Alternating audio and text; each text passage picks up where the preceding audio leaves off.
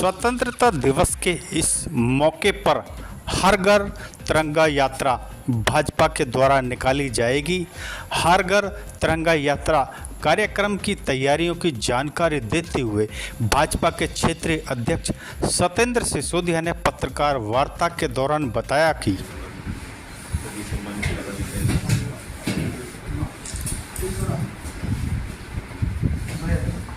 Bharatiya Janata party के राष्ट्रीय अध्यक्ष आदरणीय जगत प्रकाश नड्डा जी के आह्वान पर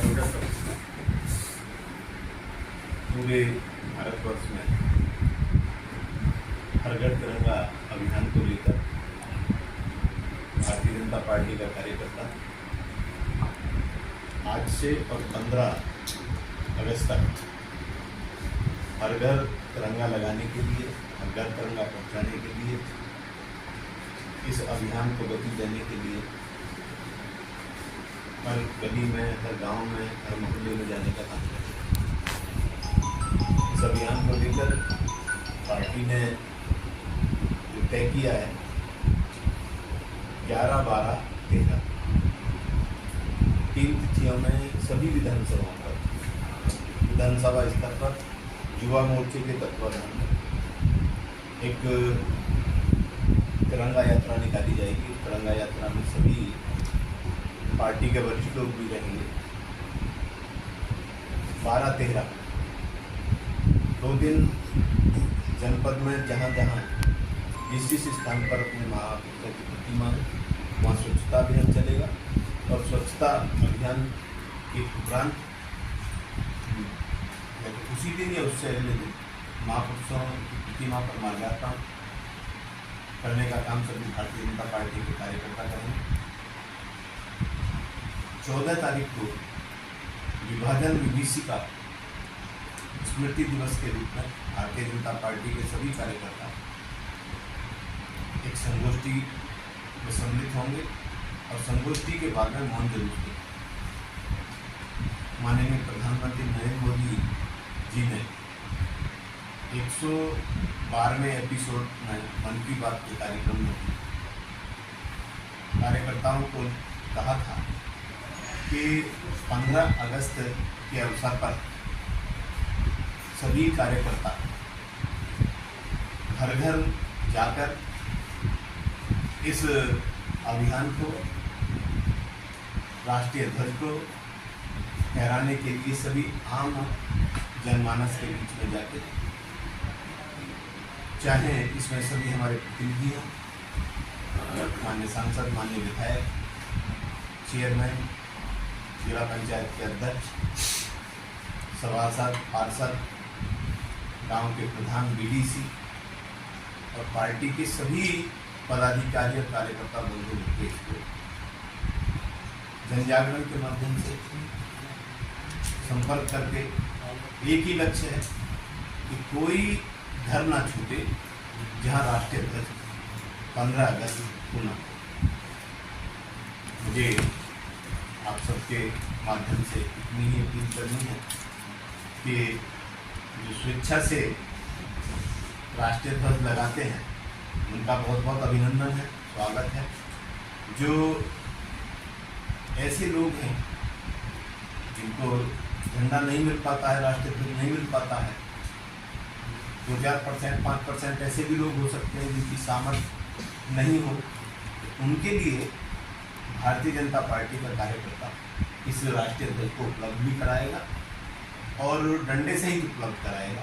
इसमें भले ही हमें नगर पालिकाओं के चेयरमैनों से सहयोग लेना पड़े, अपने प्रतिनिधियों से सहयोग लेना पड़े। सरकार इसके लिए प्रयास कर रही है। माननीय मुख्यमंत्री जी का आभार व्यक्त करता हूँ। प्रत्येक वर्ष जब भी ये अभियान हमारा आता है, हर वर्ष भारतीय जनता पार्टी के कार्यकर्ता हर घर तिरंगा अभियान चलाते हैं, तो उसमें सरकार की तरफ से राष्ट्रीय ध्वज हमें मिल जाते हैं। मुझे पूर्ण विश्वास है कि इस बार भी हमें सरकार की तरफ से सहयोग मिलेगा और हमारा कार्यकर्ता हर घर ध्वज पहुँचाने का काम।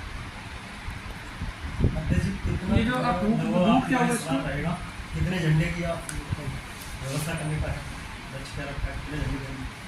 हमने ये कहा है कोई घर न छूटे। सर यहाँ 22 लाख के आसपास है? घर 22 लाख नहीं बैठेंगे, घर तो बैठ जाएंगे। जितने भी बैठेंगे हाँ। हम प्रयास करें। तिरंगा यात्रा का रूट क्या होगा आपका? तिरंगा यात्रा रूट तो अभी संगठन के साथ बैठ के तय कर लेंगे, लेकिन ये तय किया गया कि युवा मोर्चा हर विधानसभा में बाइक के माध्यम से सबके हाथ में राष्ट्रीय ध्वज रहे और प्रोटोकॉल के अनुसार रहे। अमूमन क्या होता है कि जब भी आपकी ऐसी यात्राएं निकलती हैं तो आपके नेता बिना हेलमेट के घूम रहे होते हैं, और ये हर बार मीडिया में उसके बाद चर्चा का विषय होता है कि जब माननीय ही हेलमेट नहीं लगा रहे हैं तो वो आम जनता को कैसे जो है। मैंने प्रोटोकॉल इसीलिए कह दिया कि जो भी सरकार का प्रोटोकॉल है, चाहे हेलमेट का है, हम अपने कार्यकर्ताओं को शिक्षित भी कर रहे हैं कि जिस रूट से हम अपनी तिरंगा यात्रा निकाल रहे हैं, कहीं रोड जाम ना हो, कहीं एम्बुलेंस रास्ते में ना फंसे, इसकी चिंता भी हमें करनी है और सुरक्षा के मानकों का भी ध्यान रखना है। हेलमेट हमारी सुरक्षा के लिए उसे देखिए, इस तरह के जो कार्यक्रम होते हैं मुख्यतः इनके पीछे ही माना जाता है कि भाई ये राष्ट्रवादी कार्यक्रम है और पार्टी की विचारधारा भी राष्ट्रवादी है, तो कार्यकर्ता अपने सभी मतभेदों को दूर करके साथ लग करके काम करता है।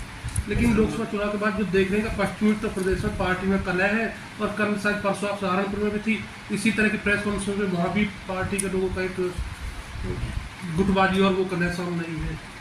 होता क्या है, मैं इतना कहूँगा कि आप लोगों के माध्यम से हमें बहुत अच्छा संदेश भी मिलता है। आपके माध्यम से सरकार की योजना जन जन तक जो पहुँचती है उसका प्रचार प्रसार भी होता है, लेकिन कभी कभी संगठन की छोटी मोटी बात भी होती है, उसका प्रचार प्रसार हो जाता है। यानी कोई आदमी मन से उठ के गया तो उसको तो अखबारों ने छाप भी दिया, मीडिया ने भी दिखा दिया, वही व्यक्ति उन्हीं सांसद के बराबर में मैंने बैठा के पूरा कार्यक्रम कराया, उसको किसी ने फिर बाद में नहीं छापा, नहीं दिखाया। लेकिन घटना तो वही है ना, मना लिया वो बात अलग है, नाराज क्यों हुआ? मानवीय स्वभाव है जी, किसी के मन में कोई कष्ट उठ के जा सकता है, तो लेकिन उसे बोला गया फिर वापस आके बैठे थे। क्या इसीलिए आज दोनों विधायक यहाँ मौजूद नहीं है? नहीं, ऐसा नहीं कह सकते। एक विधायक बाहर विदेश में है, एक डेलीगेशन में गया उसमें, और एक विधायक किसी काम में होना। कभी कभी ये भी मान लो कि व्यस्तता के कारण, कहीं काम में होने के कारण नहीं आए होते माननीय सांसद जी पार्लियामेंट में, तो इस नाते ऐसा मान लो, ये मत सोचो कि परिवार में कहीं। अच्छा, कार्यक्रम ये भारतीय जनता युवा मोर्चा का है? ये पार्टी का कार्यक्रम है, लेकिन यात्रा की नहीं, तिरंगा यात्रा के लिए युवा मोर्चा को दिया। जिलाध्यक्ष हैं आपके यहाँ? युवा मोर्चा नहीं, आज तो प्रेस में नहीं बुलाया गया, लेकिन उनको बैठक में बता दिया गया है और सभी को कहा गया है। उस यात्रा में जिलाध्यक्ष भी रहेंगे, उसमें माननीय विधायक भी रहेंगे, जिला पंचायत के अध्यक्ष भी रहेंगे।